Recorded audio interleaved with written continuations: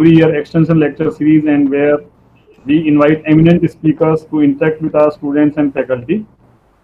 So today we could get time from Professor Ramchandran ji.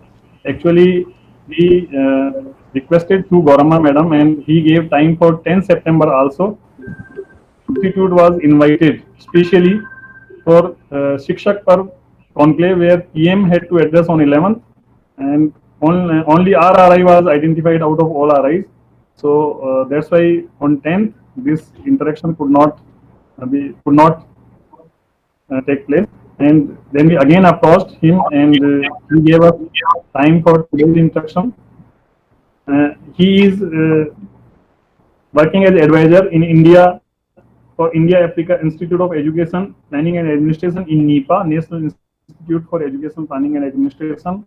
And I was just listening when he was interacting with Gaurama just before a few minutes, that he was from the first batch of RI. So he is very much our guardian that way in NCERT in an RI, and he has worked as faculty also in NCERT. I came to know last year he blessed us in international conference we organized on education in 21st century, and he gave us very good insights. And since NEP 2020 is a current issue to be discussed, especially for NCERT faculty and staff, students, and there are 4 sections in NEP we know: school education, higher education, some other key areas, and making it happen. And NCERT's role is much more for school education and teacher education. There are first 8 chapters in NEP for school education, and 15th chapter is for teacher education. And we should have an insight, because NCERT has very important role, as he was also just mentioning. We have to prepare 4 curriculum frameworks, then textbooks, and many things. And the country looks toward NCERT for all the aspects of school education. So this is the very important topic and issue, and I welcome from the core of my heart, on my own behalf, on behalf of the institute, on behalf of staff and everyone, esteemed Professor K. Ramchandran, eminent educationist, our guardian, to enlighten us, to speak on school education in NEP 2020, and show us or give us his blessings and guidance. So I welcome you, sir. And now I hand over to Professor S.K. Dasji to introduce, though it's not required, but it is as customarily we have to. So to introduce our speaker to the audience, Professor S.K. Dasji. Thank you, sir. Namaskar to one and all attending this extension lecture. Esteemed Principal Professor P.C. Agrawal ji, invited speaker Professor K. Ramchandran ji, and Lord and faculty members of our institute, all the teachers of the DM school, and my dear students. It is really a proud privilege for me to introduce the invited speaker, Professor K. Ramchandran ji, an eminent educationist of this country, in this extension lecture. At present, Professor K. Ramchandran ji is working as Senior Advisor, Unit of International Cooperation, National Institute of Educational Planning and Administration, that is NIPA, in New Delhi. He is one of the members of the drafting committee of National Education Policy 2020. During the period 1990 to 2008, Professor K. Ramchandran ji worked with UNICEF as Senior Education Specialist and Senior Program Coordinator. From 1975 to 1990, he was a faculty member of NCERT New Delhi and has contributed to the preparation of several publications on the state of education in India, such as India Education for All Towards Quality with Equity, Teachers in Indian Education System, How we Manage Teacher Workforce in India. He also worked as co-author of some NCERT textbook brought out after National Policy of Education 1986. Last but not the least, Professor K. Ramchandran ji is a proud alumni of Regional Institute of Education, Mysore. We are indeed grateful to Professor K. Ramchandran ji, who is with us to deliver the extension lecture on National Education Policy 2020, School Education, as it is one of the most urgent tasks of NCERT for its effective implementation. So I would like to request Professor Ramchandranji to deliver his speech on this extension lecture.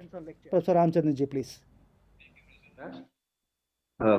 Professor Agarwal, Professor Dash, distinguished participants of this webinar, and friends. I'm mainly here as a member of the drafting committee of NEP 2020. So I do know the inside story of a few things, and I can interpret the policy statements based on my experience. I just want to find out, have you received already some questions in the chat box? Any questions received already? Not yet, sir. Not yet, okay. What is the total duration of this program? Sir, it is 1 hour, sir. 1 hour. Okay, then what I'll do is, I'll try to speak for about 40-45 minutes, and then questions and answers. I would like to take more questions. So in that case, without losing any time, let me proceed. When we were drafting the policy, we used to ask a question: what is the main niche about this policy as compared to the 1986 policy? I had the privilege of being again in the drafting group of 1986 policy also. So we used to compare that. This policy has two statements which summarizes that. One is the recognizing, identifying, and fostering the unique capabilities of every student to promote his or her holistic development. The term holistic development is very important. Second, flexibility.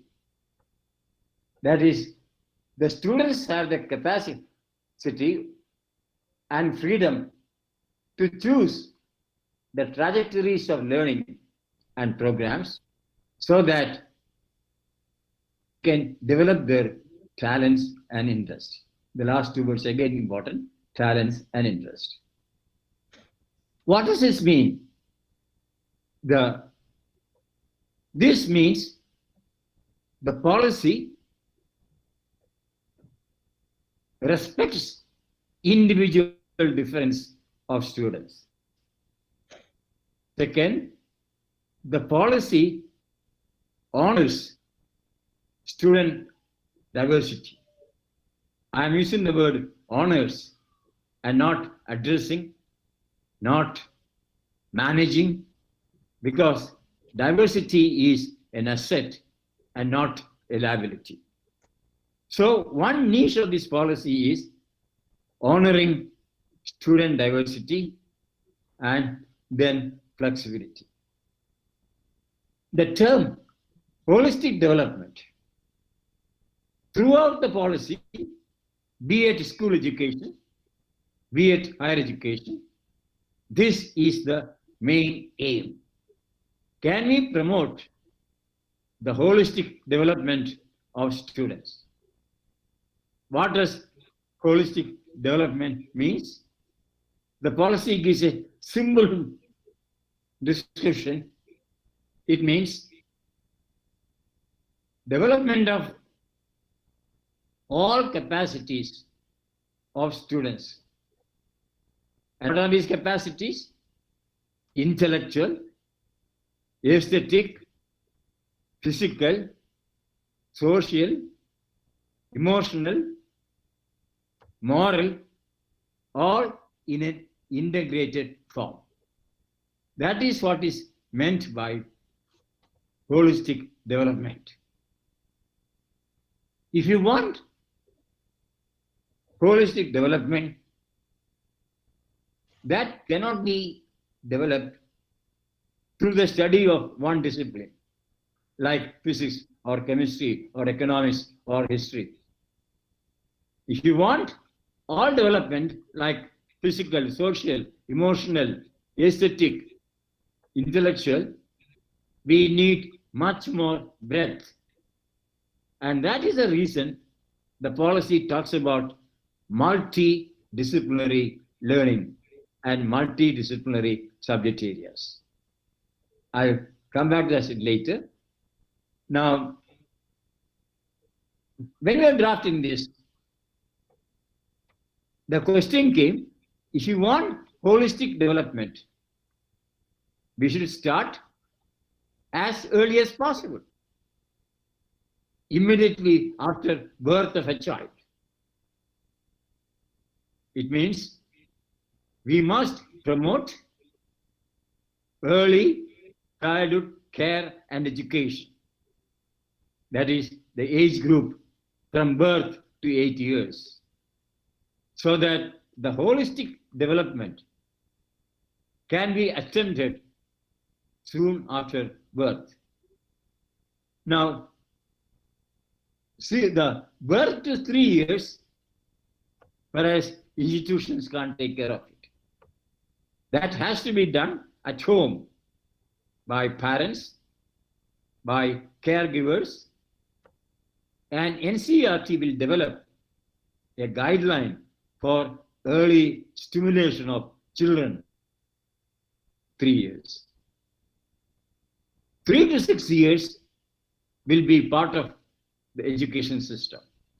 So the first transformative action proposed by the policy is universal provision of early childhood care and education for the age group 3 to 6 years.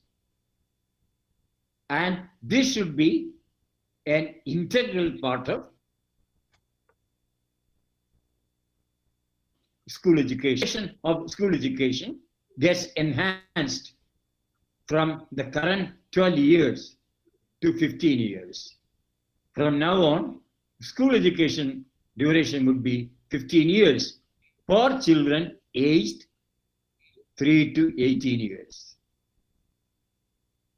So that is transformative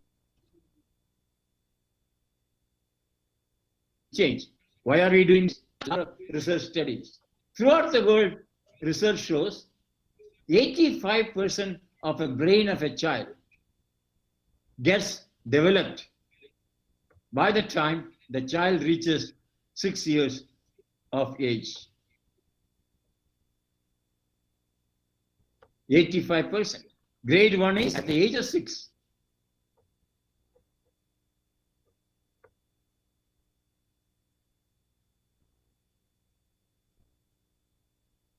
Enough, at least 2 years onwards, and that is must be universalized by, say, 2035.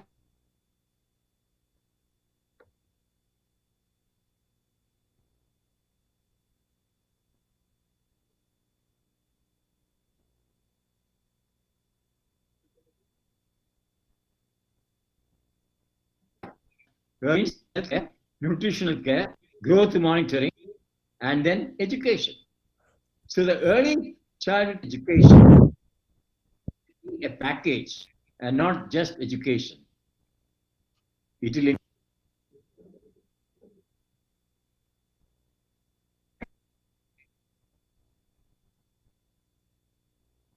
healthcare services,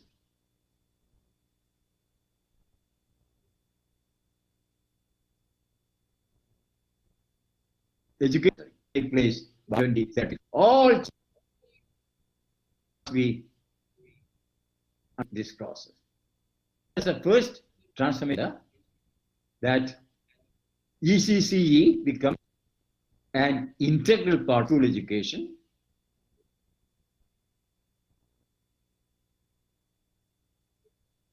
School education now NCERT will develop curriculum for it.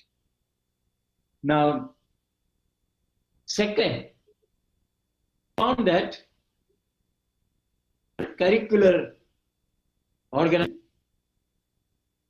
is not based on the developmental stages of children. The kind of learning experiences that should be provided to children of this age.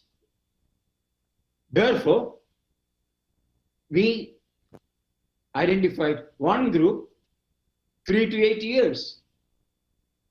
The learning experience here will be non-subject based, focused on physical motor development, aesthetic development, reading,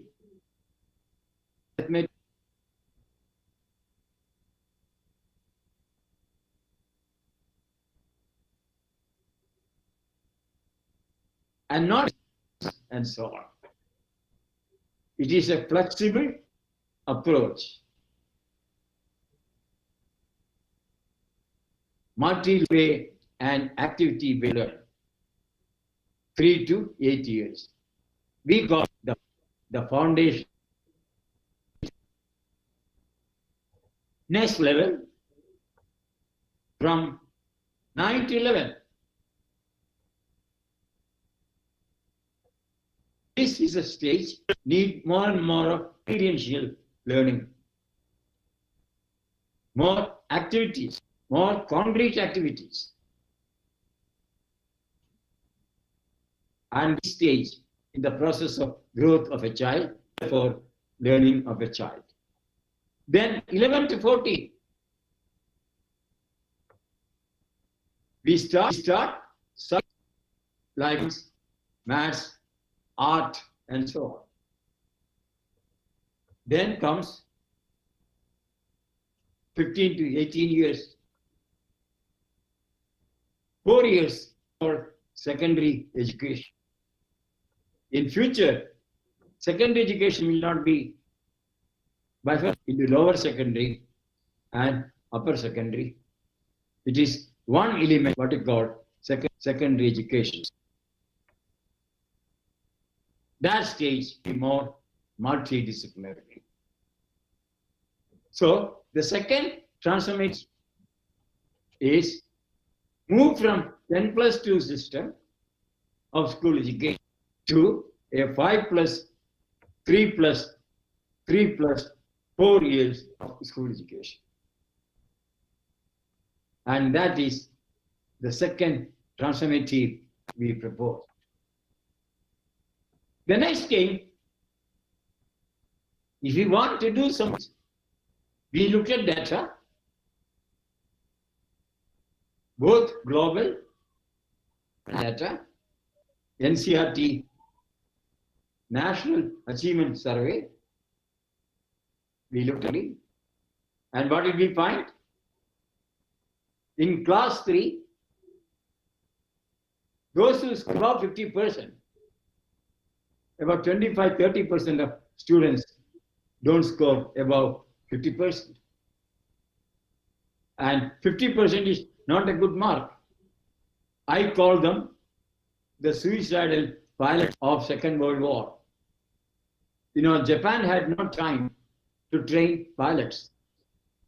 So within a short time, they were taught how to take off and not how to land. There's no time. They were told, you go and teach ships. A half-baked pilot. The 50% of students are like that they are not competent in certain areas, some they can. So then when they move from 3 to 5, performance declines. When they move from 5 to 8, performance declines again. And 8 to 10, the decline. Because they did not attain the necessary foundational literacy and numeracy before they reached grade 3. And then it became cumulative, and ultimately they don't reach learning outcomes. So we found there is a learning crisis, not only in India, also. So that therefore the next transformative action we proposed was, by 2025, we must attain universal foundational literacy and numeracy by all students at the primary level. If you don't, we lose more than 2 crores of children and lapse into illiteracy later. So the highest priority, therefore, is according to this transformation of attaining foundational literacy and numeracy. Then to do this, I passingly mentioned, we need to have a new curricular and pedagogical structure. I mentioned 5 plus 3 plus 4. It is physical structure, pedagogical and curricular structure. And the national curricular framework will have to be based on this. Now, holistic development is the focus at the school stage and also higher education. What shall we do? The curriculum certainly give certain disciplinary knowledge, a coherent understanding of, say, subjects. You should talk about procedural knowledge when they reach secondary education. Like if you want to make a bridge, what knowledge should we have? That is what we call procedural knowledge. Skills, that is, if you want to construct a bridge, how do you do it? And then, of course, apply what we learned in real life situation.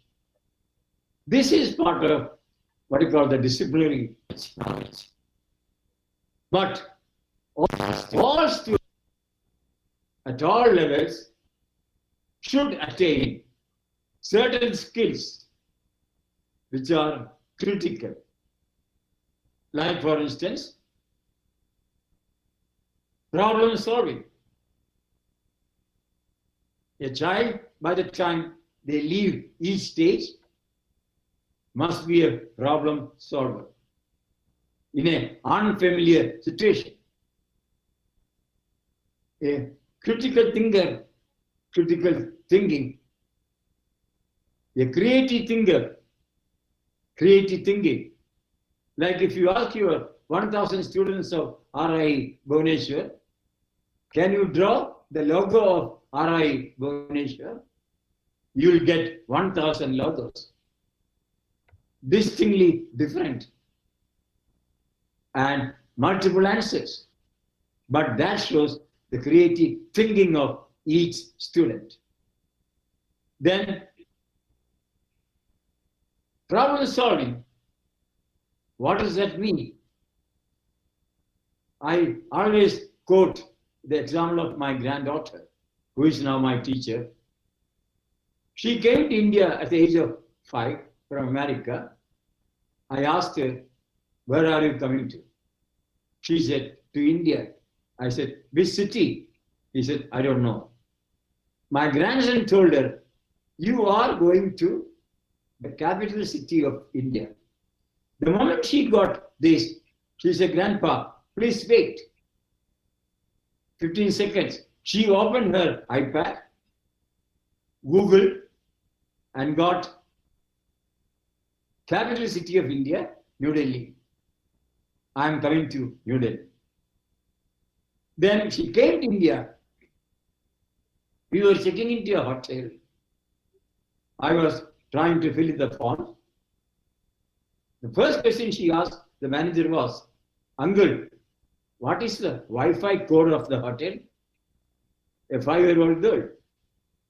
I said, why this hurry?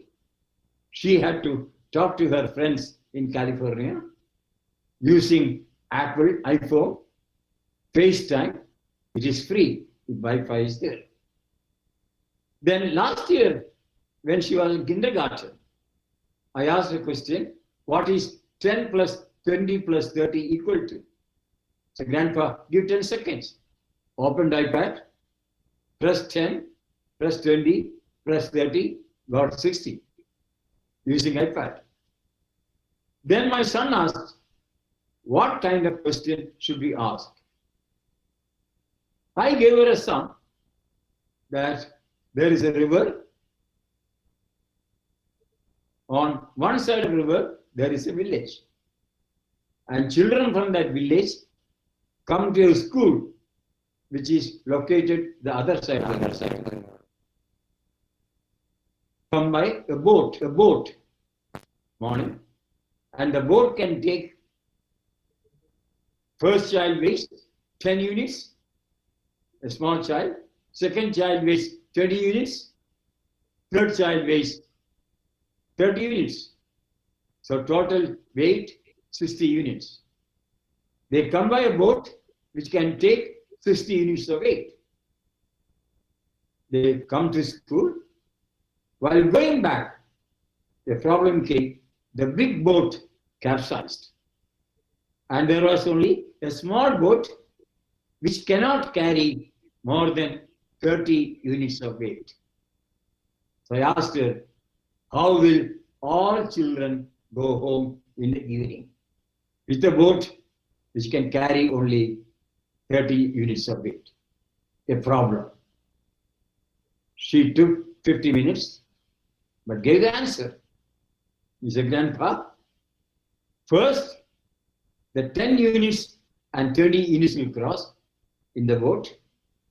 Then 10 will remain and 20 will bring the boat back. Then 30 units will go after that. Then 10 will come back. Then 10 and will go back. Five times. She got the answer. Next day, I repeated the question. She answered within 3 seconds. I said, yesterday you took 50 minutes. Now you are taking only less than 5 seconds. He said, Grandpa, it is in my memory. I had only recalled what we did yesterday. Nothing new. This is the mistake you and I commit as a teacher while assessment. The question is very nice. If that is done in the classroom, and if you repeat at the end of first month, we are not testing problem solving, we are just testing what you call recall, rote learning. The boys and girls who get 99% marks in CBSE exam, many of them are rote learners because these questions have been cracked by them by the coaching classes. Nothing new. They are not solving a problem. So therefore, a challenge for you and I as a teacher from the policy is never repeat a question. Never. Challenge. Now, so next is what you call a skilled communicator. Every student must be able to communicate very well. I again give you my personal experience when I was a student in RI Mysore. I had a professor from Oxford, Professor Brown. His pedagogy was correct students on the spot if they make a mistake. One day, I reached 30 seconds late to his class. At the door, I asked, Professor Brown, can I come in, please? Reply came, Ramachandran, you can, but you may not. I didn't get what he said. I thought I made a mistake in my tense. So I said, Professor Brown, could I come in, please? Reply came, you could, but you might not. Then it struck me, seeking permission is not, can I come in, could I come in? It is, may I come in? See, that kind of refined communication. That is what we expect from our student, a skilled communicator, a team player. Many of us cannot work in teams. We compete, we don't cooperate. That is the reason we should not be encouraging individual sports in kindergarten and class 1 and 2. Let there be group games like soccer, volleyball, basketball, and so on, so that they learn to be a member of a team. They learn to be a team player. After some time, then you can introduce them to tennis, badminton, and so on. So first preference is to create a team player. So physical education has to change in that extent. So I gave some examples. Then ethical and moral reasoning, value orientation, empathy for others, tolerance, pluralism, democratic spirit, scientific temper, ethical and moral reasoning. A student must have this. So you find the curriculum thrust will slightly change. Some of you are already doing it, but we want to institutionalize this, that skills which are required by a student for a job and others must be taught. And these are what we call 21st century skills. That we produce a critical thinker, a problem solver, a creative thinker, a person who can ethically and morally reason, a skilled communicator, and so on. So that thrust will come in the curriculum. Not to be taught in several subjects, integrate them with all subjects. Because critical thinking is developed through subject orientation. Could be in economics, could be in history, analysis of historical developments, analysis of budget proposals, how it works, physics, physical problems, chemical problems, and so on. So subject orientation will go, but keeping in mind, they also contribute to development of these skills. Then the change we want now is, in future, there will be no more vocational stream and academic stream. The vocational exposure will start at the middle stage, class 6. Like there could be an artisan, a carpenter. Can children be taken to these people to see woodwork? An electrician, then they see how electrician works, and maybe assign the task for a week, internship. Taken to a court of law to see how judges work, how lawyers work. Taken to a medical hospital, how doctors function, how nurses function. Like taken to a manufacturing unit, how they produce in companies. This is what we call vocational exposure, starting from grade 6. And then move on to secondary. Major change we propose. There will be no distinction between curricular, co-curricular, and extracurricular. All learning experiences provided at the school stage will be curricular.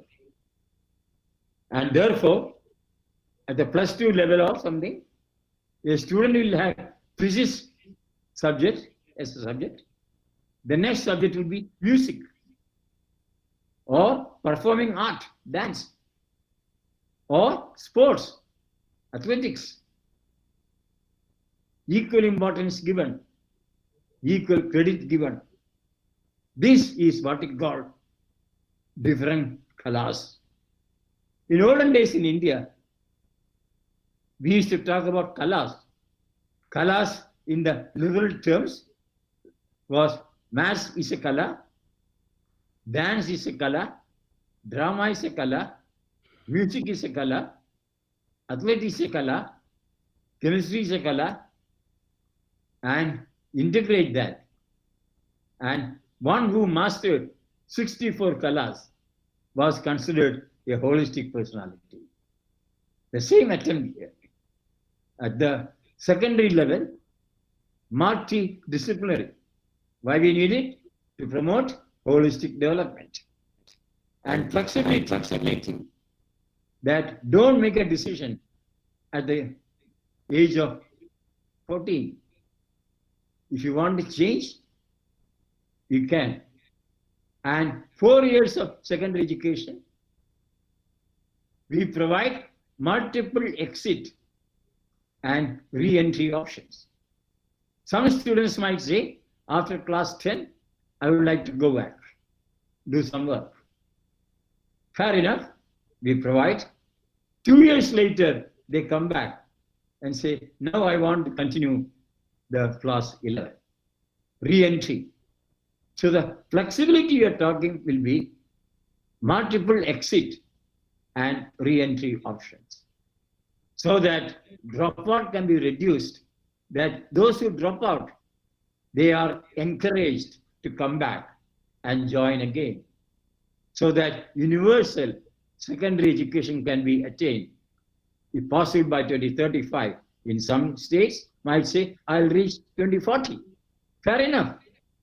Depending upon the current level, where they are now, where they could be in 2030, 2035, 2040. Let the states make the decision. Like Orissa will make their own decision, that what would be the target should I set. Now this is the transformation we are talking at the school education level. The curricular structure changes. Pedagogy, tremendous changes will take place. A single method, like NCF 2005 said, constructivist approach. I am one of those who believes education by its very nature is eclectic. Something can be learned through constructivism, something can be learned through behaviorism, something can be learned through cognitive approach. But the idea here is now experiential learning. Can we say 10% of our school time is devoted to field-based learning? Children are taken out and not in the classroom. They look at flora and fauna, like environmental studies. What does that mean? Three things. Study of environment. That is what we are doing now. Then study through environment. Use environment as a medium of learning. Then study for environment. How to protect biodiversity, how to protect our environment.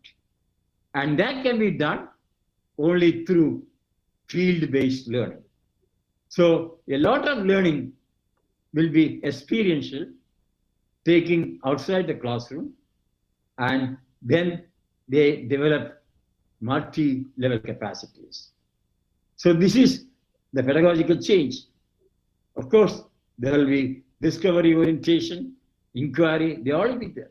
What we are not talking is not a single approach, multiple pedagogical approaches, depending upon the kind of students we have. When I joined NCERT, the first assignment I had was under satellite instructional television experiment. 2,400 villages in each state, 6 of them, to write a script on malaria eradication.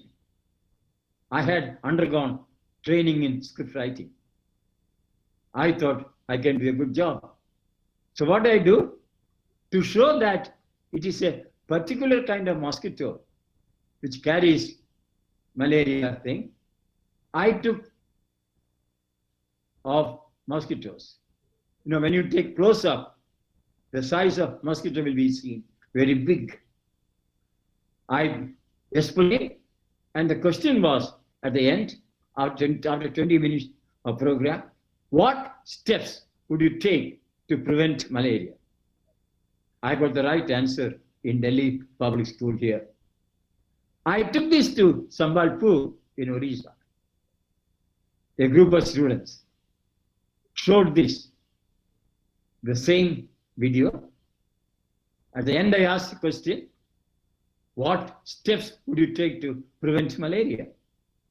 I got the answer, sir, we will never get malaria. I said, why? Sir, we have only very small mosquitoes here. You know, I took close-up, and close-up was too big. So they thought malaria is carried by these huge mosquitoes and not small mosquitoes. Why? I made a mistake as a script writer, as a teacher. What I should have done have been, I focus on an ordinary mosquito same size, then gradually zoom into that. The small mosquito is now seen bigger and bigger in size on the screen. Then explain, and after explanation, I zoom out. That from the big mosquito, the close-up goes back to the small mosquitoes. I redid that, went back again to Sambalpur. The lesson succeeded very well. So this is what we call diversity of students. During my posting in China, after 3 days of my reaching, I went to a school in Yunnan. They were teaching English words using alphabets. After listening for like A for apple, A for ant, and so on, B for bus, B for bat. After some time, I went and wrote the alphabet M. I asked a boy called Chang, Chang, what is this?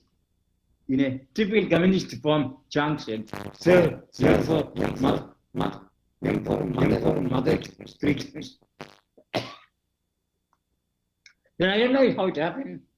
I went and wrote W side by side M.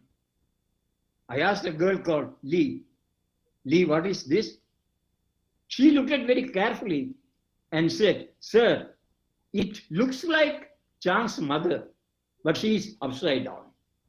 You know, the W, upside down, mother and M. Look at how they think of it. And then I asked, how did you teach alphabets? To my surprise, I found the first alphabet taught was not A, it was O. Why O? The girls wear bangles. Teacher asked, can you draw the picture of a bangle? They drew, and this is O alphabet in English. Then they broke this one side. Then it becomes a circle. If you break it, it becomes C.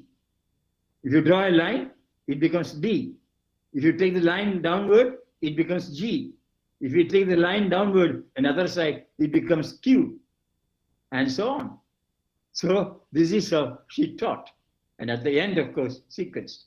So what I'm trying to say is multiple pedagogies to suit the local context of students, locally relevant.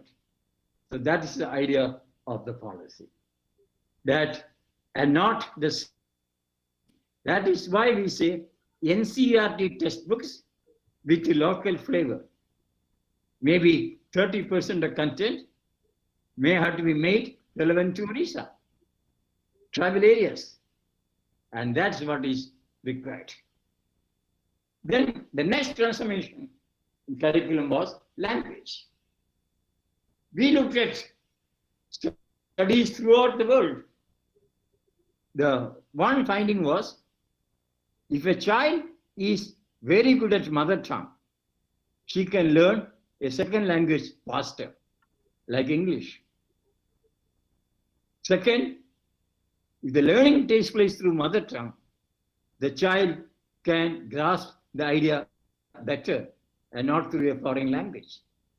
So we said from up to grade 5, let the medium of instruction be mother tongue, home language.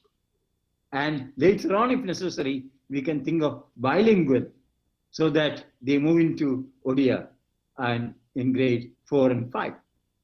But begin mother tongue. And that must be done by the teacher who has proficiency in that. So that's the kind of thing you're talking. And somebody asked me a question, oh, will it not make English learning difficult? I give example of a school in Delhi.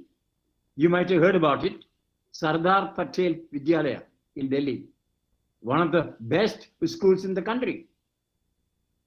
The medium of instruction at the primary level, there is Hindi.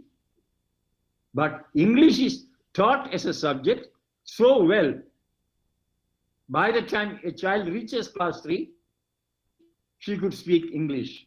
And by the time they reach class 5, fluent English. Class 6, English medium. So we don't need to have start up in English medium, but teach language as a subject. One more thing is change to do, the early childhood care and education. Because of our cultural thing, what we do, there is a particular day, at the age of 3, a child is taken to a temple or a pujari, and the child is asked to write on sand or rice. It means the first part of learning language is writing. Totally wrong. The first part of language learning is listening comprehension and then reading. Like my granddaughter, till the age of 5, she didn't learn writing. But she could read all billboards and everything, even newspaper heading. So teach reading first and not writing. Because for writing, we need the muscular coordination. And that gets developed by the time a child reaches age of 5. So change from writing to reading in the beginning. And by the time a child completes grade 4, can the child read the language like Odia or Bengali, whatever it may be. So that change of methodology also will come. Now, these are the transformative things you are talking about. I think time factor. Let me, since we are all teachers, what are the implications for teachers of this? The policy notes that the role of teacher will change because of 3-4 factors. Number 1, the characteristics of learners. Like what? A child who comes to the school now is born and raised in a technology-rich environment. He will use technologies which don't exist now. You don't know what will happen to mobile phone after 3-4 years. It will do so many operations. Then some of these kids will enter jobs which don't exist now. They all want to learn what matters. They are tethered to internet. They can learn. This makes the teacher profession also change. We have to respond to the learner characteristics in the classroom. Second, expanding domain of education. Learning doesn't take place only in the classroom. Outside, the newspaper, internet. So a teacher must be prepared for that. Last year I went to a class to teach. I had sent my PPT 3 days in advance. When I reached, students said, sir, we have gone through a PPT, we went through internet and learned everything. So today, you don't need to repeat that. We want a new lesson in this. And I was not prepared for it. But in 5 minutes, I recovered and then designed a new lesson.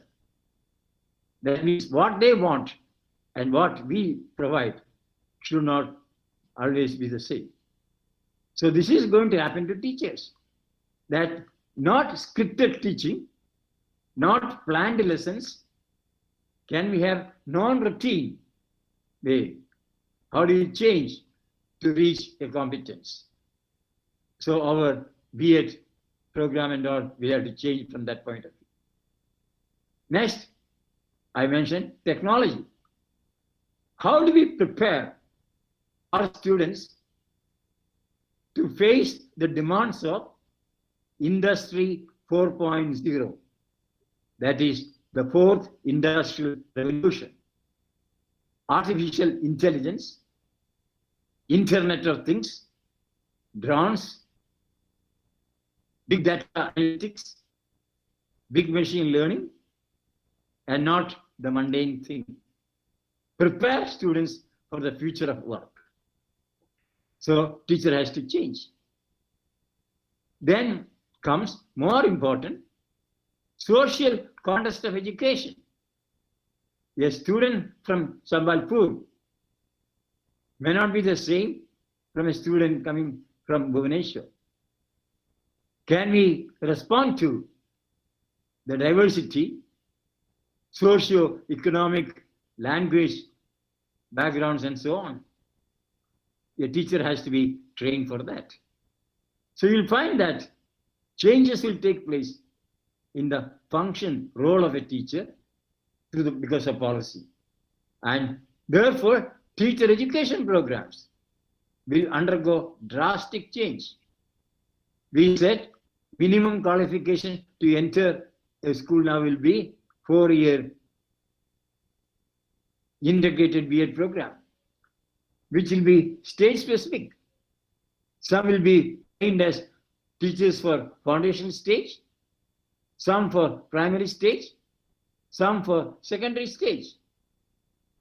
Not that the 2-year program will be abandoned immediately, but changes will take place. So revamping of teacher education curriculum will take place. And that is the kind of thing we are talking. Policy says teachers are at the heart of education system and train them very well. And I was telling before you came, we in our RIE were not good marketing person. We should have marketed 4-year program from 60s onwards. The purpose was to be a pace setter so that other universities will take care of it. But in Delhi, the BLEd program got marketed by people like Dr. Krishna Kumar and others. They adopted, but we did not do that aggressively. Now we have to do that. So we find tremendous changes in teacher education, tremendous changes in role of teacher. I have to end here. What shall we do? India is one country. We still do not have professional standards for teachers. So the first year, we will now design professional standards for teachers. Not just for one level. There will be standards for new teachers, standards for teachers experienced and proficient teachers, standards for accomplished or master teachers, standards for 15-year-old people, that what we call leader teachers. That will inform the in-service program. The continuous professional development will take place. Based on this, the national curriculum framework for teacher education will take place. Like we have to justify, I am asked the question, Why are we teaching psychology to a BA student? But now I have answered very clearly. One of the professional standards, one of the tasks to be done by a teacher in the current scenario of 5 plus 3 plus 3 plus 4 is design learning experience based on the developmental stage of a child. It means we must be thorough in knowing what are the actions at different stages of development can be taken place. Like for instance, a 8-year-old child cannot find out that A is equal to B, B is equal to C. They can't say, therefore, A is equal to C. But a grade 6 child can do that because she is developed to that extent. So can we design learning experiences based on the developmental stages of learners? Therefore, we teach what we call developmental psychology in the 4-year B.Ed program. So we justify each one based on the professional standards. And then the curriculum framework will talk about what competencies to be done. I am one of those, some of you would know it. I am an admirer of the 1978 curriculum framework for teacher education.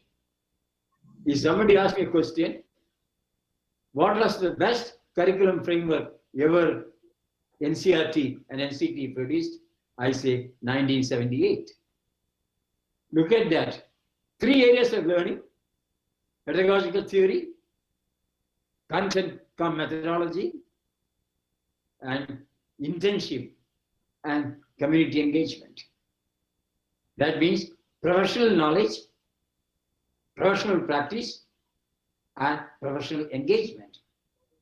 That becomes the hallmark of the current professional standard. They discussed semesterization in 1978. And 40 years ahead, and NCRT did a splendid job on that. I think students, I would recommend, those who have not seen that, go to the library and have a look at that what simple document, how they formulated that. So that's the kind of thing we're talking about it. And therefore, tremendous changes in role of teachers and therefore teacher education curriculum.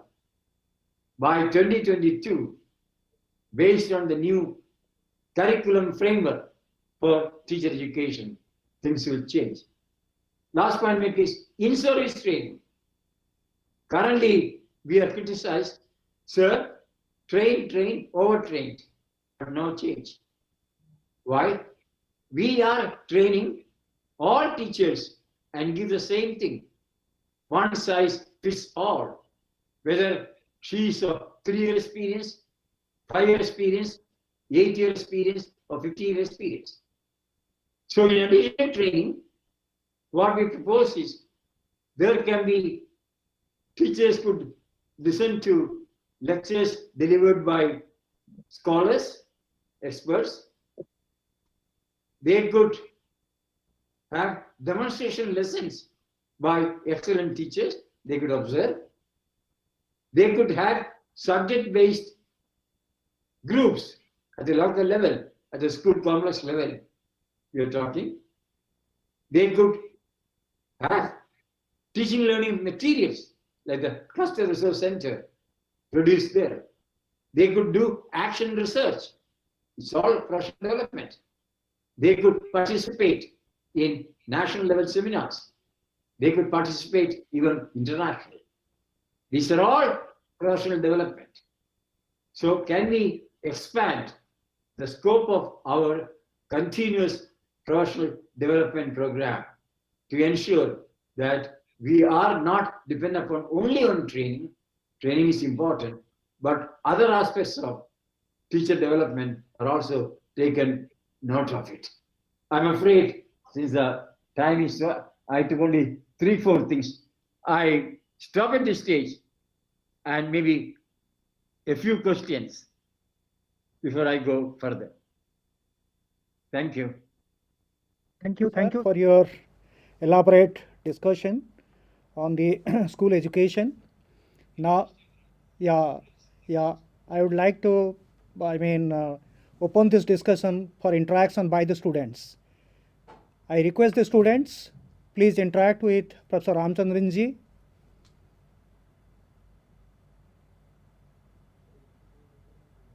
They can ask on the spot as well.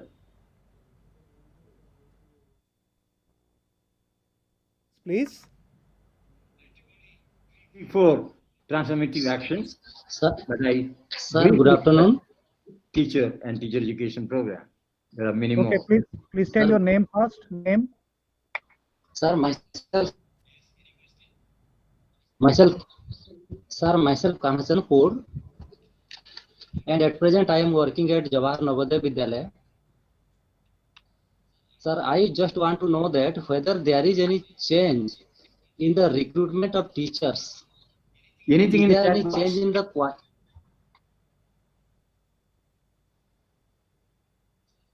Sir, is there any additional qualification required for teachers in the new recruitment as per the NEP, sir? Hello? Hello? Sir, Well, looks is there good. any new Then I may take 2-3 minutes more. See, one change is proposed is now to localize school administration through the creation of what you call school complexes. Not a new idea. 1964, 66, we talked about it. Why now? This helps sharing of resources, that a music teacher, we may not be able to appoint every school, but can we have a music teacher for 3-4 schools? A physical education teacher, 2-3 schools. Every school may not have playgrounds. There must be some. Can we use them? Sharing of resources. Second, a good school development plan and a school complex development plan. They will decide at that level what languages should be taught and how that should be. The teachers must be local, who knows their language. And therefore, appointment of teacher may be to the district, but deployment can be to the school complex. The complex may have 10 to 12 schools, one secondary school, maybe 4 or 5 middle schools, and maybe primary schools, and then Anganwadis. The Anganwadis also will become an integral part of the education system now. So that is one change proposed, to have education program at the local level, and then decision making at the local level in terms of academic. And the next element talked about is autonomy to teacher in designing the learning experience, innovations to be practiced. Let the autonomy be used by them. They are accountable to the learning outcomes. How they make students attain learning outcomes, let the teacher and the students decide. Should it be through experiential learning? Should it be through discovery-based learning? Should it be through a project-based approach? And so on. And how to integrate vocational education with normal education. When I was in RI Mysore, I was a student of science. We had at that time double major and double minor science. But we had every week 3 hours vocational, 3 hours of woodwork, next week 3 hours of electronics, 3 hours of lathe. That was fantastic. I got a multidisciplinary. Morning 5:30, Mr. P.H. Shah, the physical director, used to come and have physical training. Initially, we might not liked it, but later we loved it. That sports must be understood by every future teacher. The community orientation. Music, everyone was asked to participate. Dance and drama, participation was compulsory. Good or bad doesn't matter. So that way I got a good multidisciplinary education, and I benefited that immensely. And in addition to learning 3 more languages, I learned Telugu, Tamil, and Kannada. Today when I go to South, I can manage with these 3 languages in addition to my mother tongue. So that is the hallmark of the teacher education, especially by RIE. So you find that you and I may have to make an effort now to redesign our curriculum and see how we can make it locally relevant and how we can tackle a global problem through a local solution. I think that is the idea, that how do we handle Sambalpur as compared to Bhubaneswar or other areas. Any question now? Okay. Sir, Request out. Yeah. am I audible? Yes. Yeah. Sir, sir, my name is Nitish, sir. Sir, I am from RI Bhubaneswar. I am from BSc B.Ed course, and I'm from 3rd year. Sir, and my question is, sir, as so before, in pre-independence period, the teachers used to be, sir, like a role model or like a social leader. Sir, yes, sir, they used to be like Your sometimes voice is breaking. they used to It has please sometimes loudly. It has please loudly. Speak loudly. Repeat it. Repeat it. So, so as a before, the pre-independence time, so as teacher used to be like a very important member of the society. They used to be like the social leaders. They used to be like the social problem solvers. So that as now we can see, so that teachers are not as that as what they were. So whatever their glory was in past, it is not at present. Can So, somebody restate his question? Because the voice is Nitish, breaking. Hello. Yes, sir. Sir, may I read the Yeah. question? He has put Yes, it in yes, the madam. chat box. Nitish, your voice is not very clear. I will read your question. okay, ma'am. How can a teacher be still an important personality to their student and society? Somebody can correct this, our IT person. Sir, I am reading, sir, the question. Yeah, could you please try? How can a teacher be still an important personality to their student and society? How can I? How can a teacher still be an important personality to their student and society, where every child The is students becoming, dealing in society. where every child is becoming an independent learner and can learn from various online resources, nullifying the teacher's indispensable role?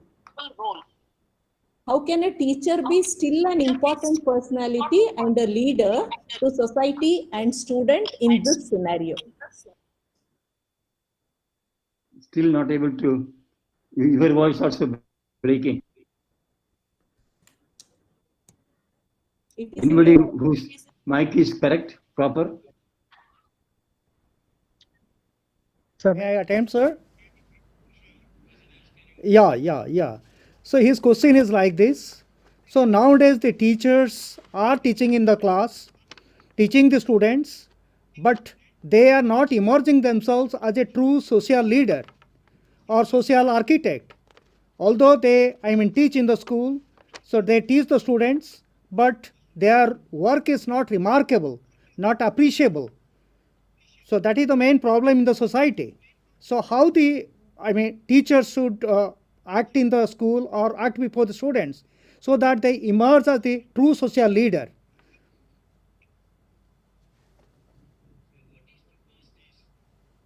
Gradually, there will be an attempt to personalize learning. A lot of learning can take place outside. And therefore, the motivation of students, very important, that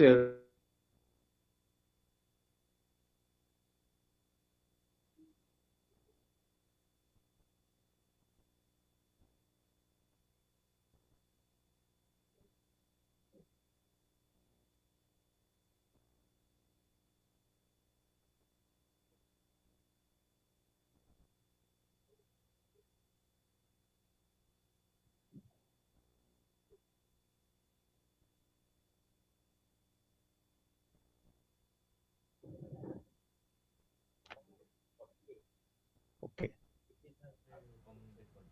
ମୁଁ କରିଦେବି କ'ଣ କରିଦେବି hello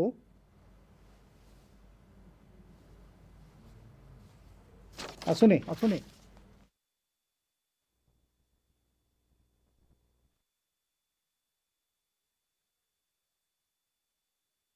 चलिए now it came Okay.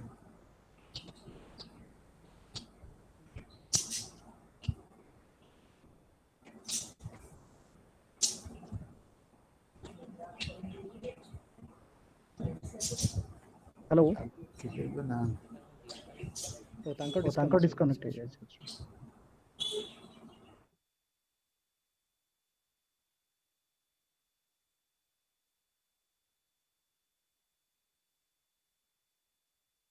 Sir, it looks like Professor Ramchandran's connectivity is lost. yeah ma'am Should I call and you please call Madam, please call him whether we should wind up or what we should do. yeah, yes, sir.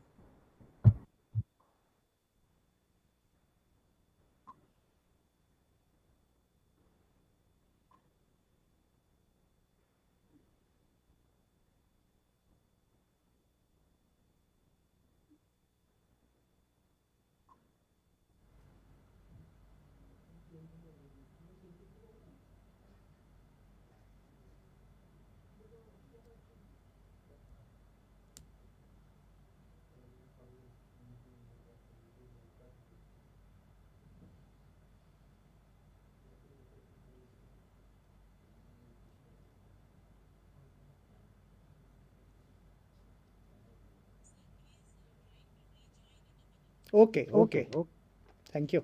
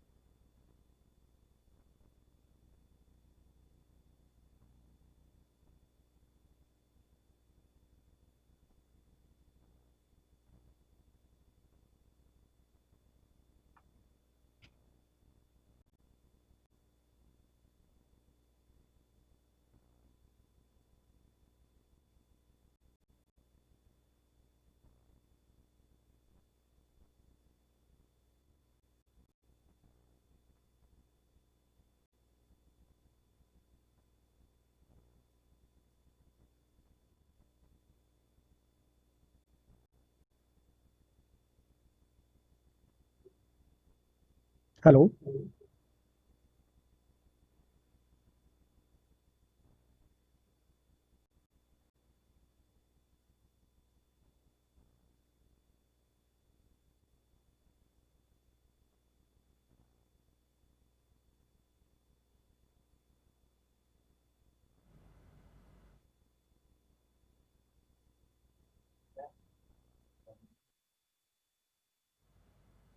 Professor Ramchandran ji, please unmute your mic, sir.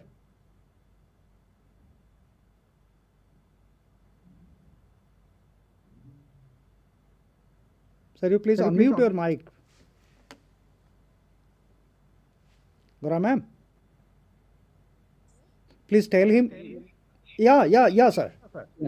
Go ahead. Sorry. Doesn't matter, sir. Yeah.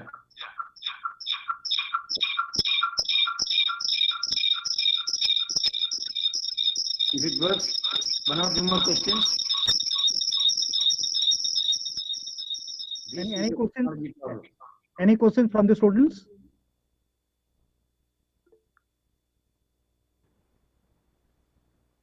Any more questions from our students?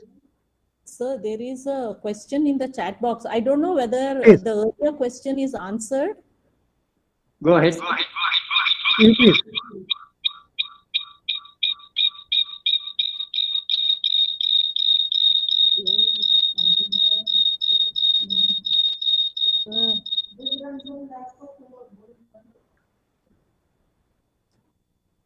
Gaurav, you please. Sir, can you please, mic, if you can mute your mic, I think there is so much of echo. If Noise is there, no? Noise is there. Sir, if you can mute your mic, maybe I can read the question. Okay. Yeah. Please read the question.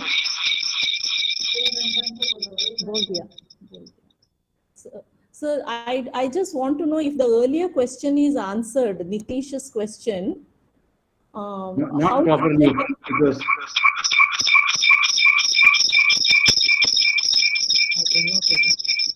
how a teacher can still be an important personality in the present context of independent learning.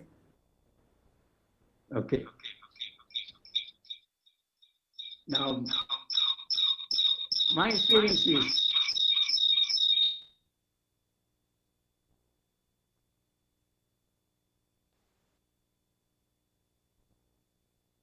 and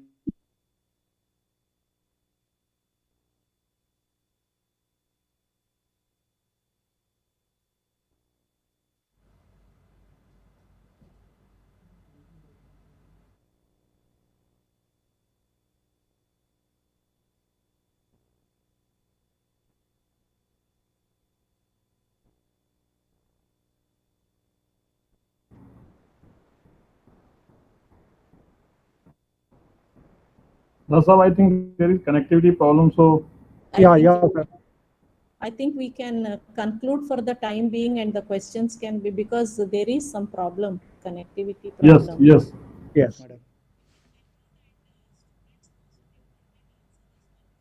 Maybe we will forward the question to the speaker and get the response. Yeah. It's possible. Yeah. I think we should do that, sir. Fine. Should I request Professor Satpathy for vote of thanks? Dr. Das, we are.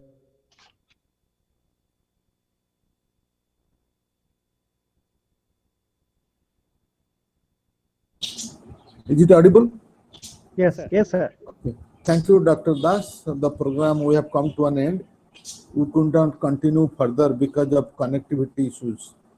So, respected Principal Professor Agrawalji, our esteemed speaker, Professor Ramchandranji, and deans, heads of departments, my learned colleagues and dear students. It is very exciting today to listen Professor Ramchandran, because he was one of the members in the drafting committees of NP 1986 and NEP 2020. We could have listened many things from him, and he has explained the most important: respect the diversity among the learners and promote individual difference. Then also he has spoken about the multiple subject combination, looking to the interest aptitude of the learners, multiple entry and exit, promotion of vocational education beginning from the class 6 at the school level, and also he has spoken about the teacher education program, how the curriculum should be contextual and how the teachers should know the multiple pedagogy and promote traits such as problem solving, creative thinking, inquisitiveness, and language skills, etc. He also highlighted how the mother tongue education at the early stage can promote learning other languages and better understanding. And he has told also how the teachers should be prepared to meet the challenges of the local context as well as the contemporary needs, that is the development of technology, assessment issues, and so many things. So this is a very big list. So I, on behalf of the institute, behalf of the principal, and my personal behalf, I express my deep sense of gratitude and sincere thanks to Professor Ramchandran. Though he is not in the link, in his absence, I extremely express my deep sense of gratitude and sincere thanks. Sir, he is listening to your thanks through my phone. So he's Okay, listening. that's great. Okay, thank you so much to you, Ajul. So he has been kind enough to find out some time and interact with through the virtual mode. Had it been a face-to-face mode, then it could have been more enjoyable. Probably the nature doesn't like at present. We hope that in the future we can have a better face-to-face contact and interaction that will be much thought-provoking and effective. So I take this opportunity to thank our principal, Professor Agrawal, Professor Das, Professor Gorama, and other my colleagues who have been kind enough to arrange this gathering and interaction. Thank you, everybody.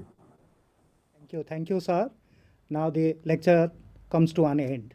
Thank you all of you. Namaskar.